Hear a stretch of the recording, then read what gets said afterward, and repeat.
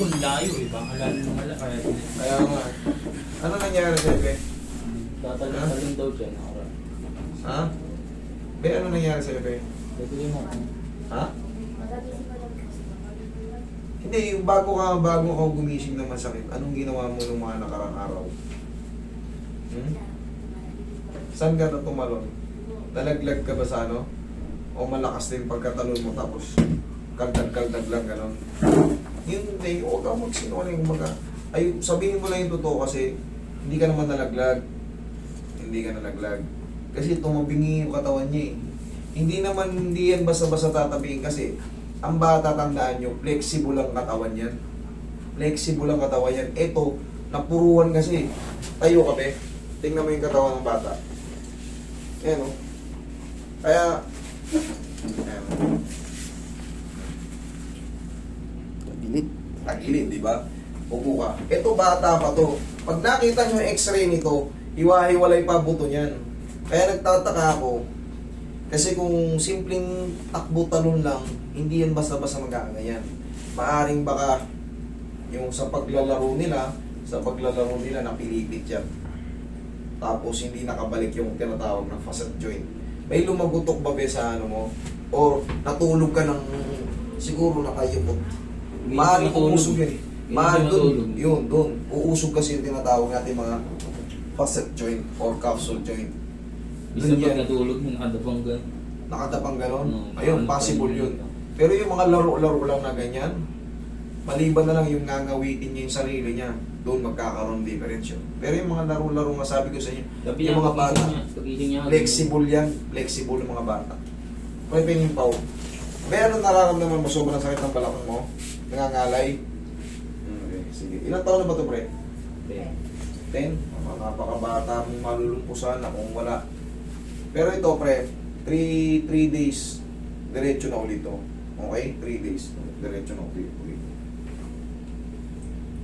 Nakita ko kasi kanina pagkatid ko, pagpasok niya sa gate ng elementary. Tagilid? Sabi niya yung lakad ah. Sabi ko, ilutin ko nga ng tanghali. Pagkangat ko ng damit, ang layo ah. Higa kang patihaya, be. Tignan mo yung paa niyan. Tignan mo yung paa niyan. Magkaigsi na, sige. Higa ka, be. Higa lang, higa. Yan. Sige, higa ka lang.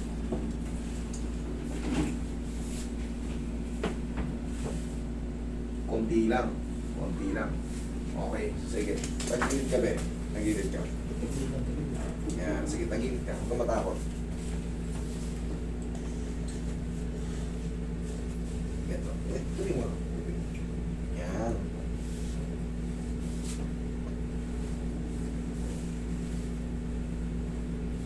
Kung lalabanan na, relax ka lang.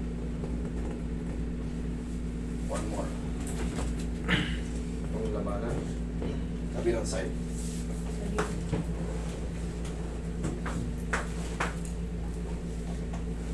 Pero to, 3 to 4 days balik na yung katawan nito.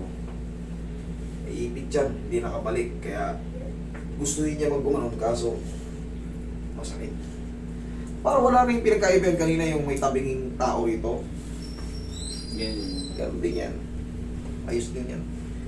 Mas maganda pa sa bata kasi flexible pa ito mga to. Kung lalabanan ba yan, lambutan mo lang. Yan, kung labanan. Yung, isa pa. Yan, ihaya ka ulit be. Ihaya lang, yan. Ito ang kagandahan dito sa mga bata. Napakalambot ng bulo nito. Kung mga dumudulas lang yan. Kailangan lang maagapan. Kasi ang bata, napakabilis mag-heal. Pag napila yan sila, nasugat sila, mga ilang buwan ng isa't kalate. Kahit fracture, nakaka-cover ka agad. Pa. Pero yan, pag napabayaan mo, nakagano na siya, siyempre, hihilom na yung maging muscle niya, magdidevelop. Eh, paragi na siyang ganyan. Yung unang send mo nga sa akin, kala ko scoliosis kasi bata pa to, di ako makapaniwala na bengkong eh.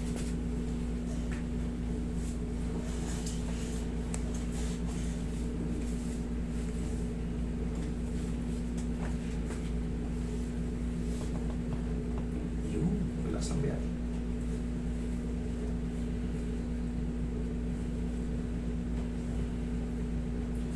Pero pag ito yung dating manghihilot, may mga pilay na bata, ang palahaw nito pag hinilot. Sanay na ako ngayon, di ba? Roy, pag kayong bata, dinala kaya lola ko orang. Abot yung iiyak nito hanggang kanto. Eh, ano, pag ganitong tabingi. Pero dito hindi mangyayari yan. May konting Roy.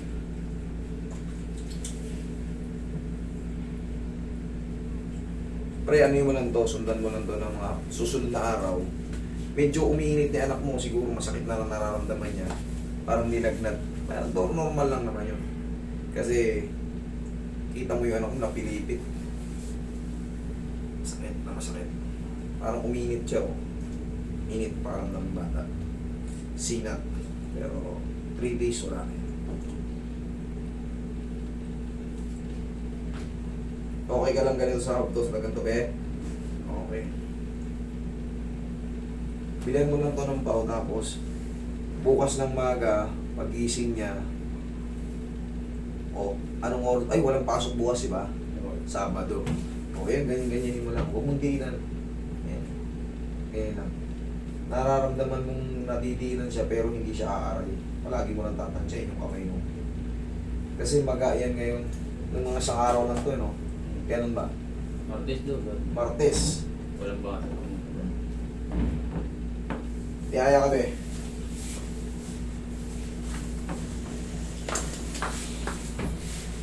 Pag mga bata, hindi nagsasabi.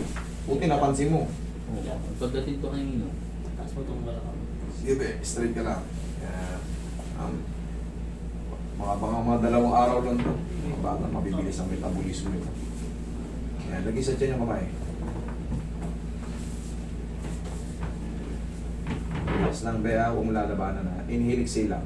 Nasa mo. Yan. Inhale, exhale. Down. Thank you. Yan. Parang mabilis ka tumangkad. Diyan ka lang muna. Huwag kang tatama. Diyan ka lang muna. Yan.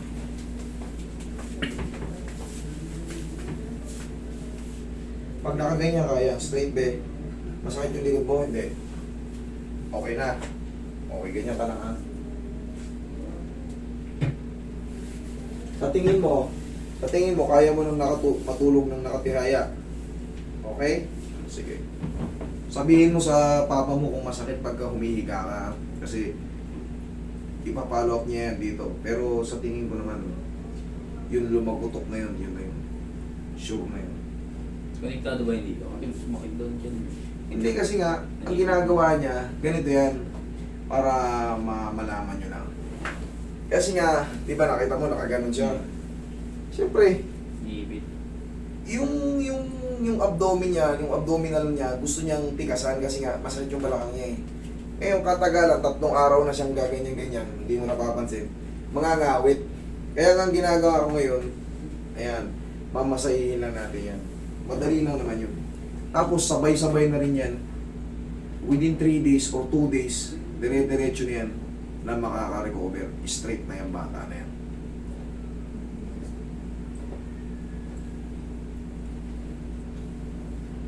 Pengi pa. Pengi. Okay ka lang dyan? Okay.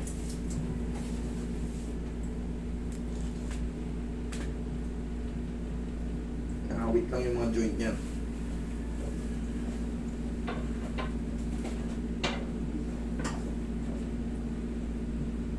Sige, be. Upo ka lang. Oh. Diyan ka lang. Upo ka lang.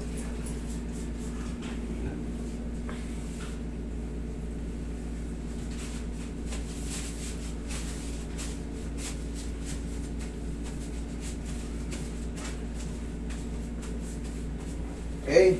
Painumin mo lang siya ng paracetamol, pre. Medyo hindi mo naramdaman yung... Ha? May Oo, may tanina. Yan, hindi. Pangkaraniwan yan, magkakalagnad yung bata kasi may ano siya eh, uncomfortable. Pero yan, paracetamol lang yan. Lakad ka, be? Okay. Sinelas ka, be? Lakad ka. Anong pakiramdam mo? Mas okay siya o mas lalong sumakit? Okay? Okay, sige. Gangster ka pala eh. Gangster ka. Okay. Sige. After 3 days, okay na yan. Okay? Sige.